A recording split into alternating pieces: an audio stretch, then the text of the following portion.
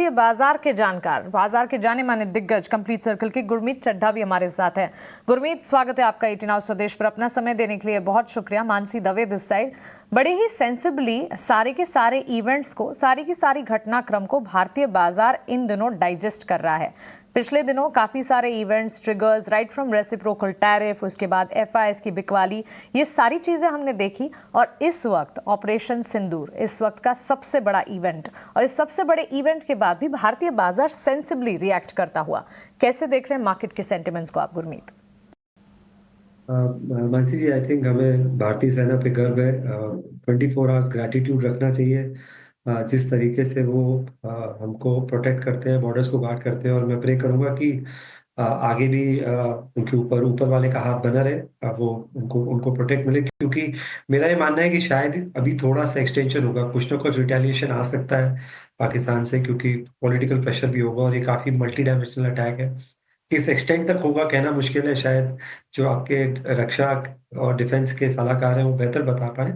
तो हमें ये रूल आउट नहीं करना चाहिए एक दिन के एक्शन पे मार्केट में। हाँ, आज का रिस्पांस बहुत ही मैच्योर रिस्पांस है।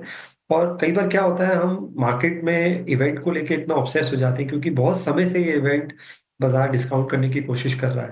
तो जब इन द न्यूज होता है तो रिएक्शन थोड़ा कम आता है, ये हमने देखा है। और इसके अलावा तीन बहुत बड़े डेवलपमेंट हुए जिसपे किसी की ज्यादा निगाह नहीं गई पिछले 2 दिन में। पहला, अगर आप डेवलपमेंट देखें तो इंडिया और यूके का जो है फ्री एफटीए साइन हुआ। ये बहुत सिग्निफिकेंट है, क्योंकि सिंबॉलिकली भी और इसके और भी रिपरकशंस हैं।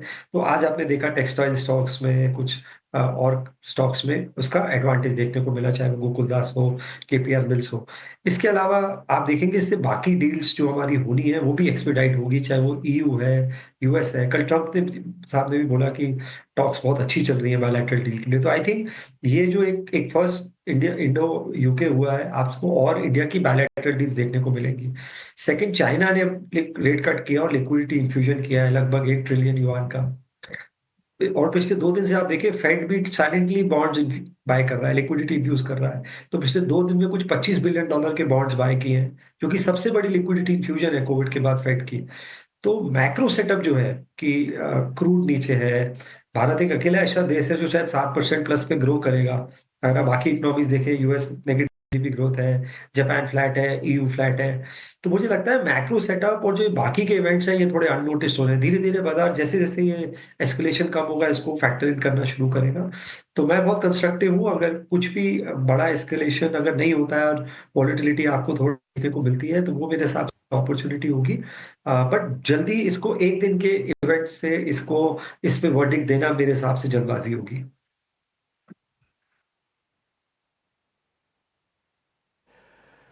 ठीक है। गुरमीत, एक क्वेश्चन मेरी तरफ से भी होगा। इस समय जो मार्केट्स के अंदर चर्निंग चलेगी, मान लीजिए कोई रिएक्शन नहीं भी आता और थोड़ी चर्निंग भी होती है, तो किसकी तरफ पलड़ा ज़्यादा भारी है और किसकी तरफ पलड़ा थोड़ा कमज़ोर है? ये मैं सेक्टर भी पूछ सकता हूँ और आप मेरे को थीम भी बता सकते हैं, जैसे आपको ठीक लगे। तो डिप्टी जी, मुझे ऐसा लगता है कि 2-3 चीजों पे बाजार सेफ हेवन देखेगा। जब ऐसा इवेंट होता है तो आप थोड़ा फ्लाइट टू सेफ्टी करते हैं। आई थिंक पहला जो क्लियर है वो बैंक्स है। वैल्यूएशन कम है, अर्निंग बहुत अच्छा आया है इस क्वार्टर में। ज्यादातर बैंक्स का, एक आधा बैंक आप छोड़ दीजिए, बैंक ऑफ बड़ौदा वगैरह, पर ज्यादातर बैंक फाइनेंशियल्स के अर्निंग बहुत अच्छे आए हैं। दूसरा, यील्ड सॉफ्ट हो रही है। और अगर यूएस ने सरप्राइज रेट कट कर दिया या और लिक्विडिटी इन्फ्यूज की फेड ने, तो बॉन्ड यील्ड्स और नीचे आएंगी। हमने देखा कुछ अच्छे बैंक्स ने अच्छी क्रेडिट ग्रोथ की भी बात करी, अपटिक की बात करी। तो आई थिंक बैंक एक ऐसा पॉकेट है जो मुझे लगता है रिलेटिवली अच्छा करेगा। सेकंड, मुझे लगता है ये जो डिफेंस रिलेटेड नेम्स हैं, यहाँ पे थोड़ा सा फ्लोज बढ़ सकते हैं, क्योंकि हमने देखा, हमने कई काफी जैसे लॉइटरिंग एम्यूनिशन यूज किया, हाई प्रिसीजन स्ट्राइक्स के रफाल यूज हुआ। ये बहुत हाई एंड, हमने एक जो उनका भागलपुर है वहां पे 500 किलोमीटर अंदर स्ट्राइक किया है। तो आप इमेजिन करिए इंडिया की डिफेंस कैपेबिलिटी किस किस लेवल तक अब आ गई है। तो मुझे लगता है सिलेक्टिवली कुछ डिफेंस पॉकेट्स में ये बढ़ सकता है। Domestic rural consumption related play जो है, तो आप देखिए ट्रैक्टर सेल अच्छा फिगर आ रहा है। महिंद्रा महिंद्रा ने अच्छी कमेंट्री भी दी, उनके नतीजे भी अच्छे आए। और ट्रैक्टर का मतलब है कि पिछला क्रॉप सीजन अच्छा गया और अगले क्रॉप सीजन को लेके बॉयंसी है रूरल मार्केट में। ये बहुत पॉजिटिव है। ये हमें थोड़ी बहुत टू व्हीलर सेल्स में भी देखने को मिली, स्पेशली टीवीएस के डोमेस्टिक के नंबर पे। तो एक रूरल कंजम्पशन थीम मेरे हिसाब से, क्योंकि वहां हमें थोड़ा सा अपटिक देखने को मिल रहा है, वो एक उसमें रहेगा।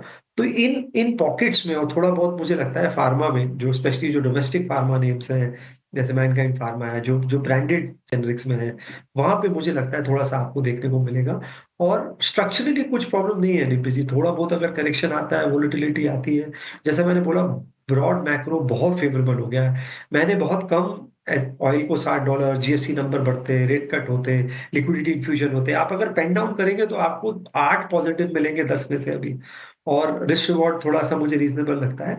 एक चीज मैं और बोलना चाहूंगा, थोड़ा सा बैलेंस्ड व्यू रखिए, थोड़ा सा एक्सपोजर अगर आप गोल्ड में और बॉन्ड्स में भी लेंगे तो शायद वहां पे भी अच्छे नतीजे आ सकते हैं। वो पोर्टफोलियो को थोड़ा हेज भी करेगा और रिटर्न भी अच्छे देगा, तो आपका जो रिस्क है पोर्टफोलियो का वो भी कम करेगा। तो फोकस आपका रिस्क एडजस्टेड रिटर्न पे होना चाहिए, खाली एब्सोल्यूट रिटर्न पे नहीं होना चाहिए।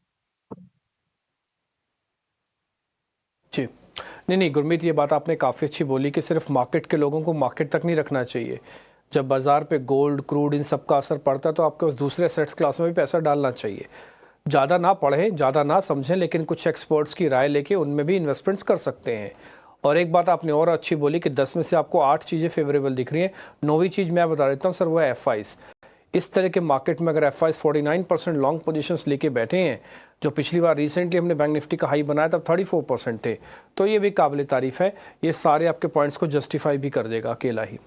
बहुत शुक्रिया आपका भी आज समय हमको देने के लिए, और अच्छा लगा आपसे बातचीत करके। Thank you.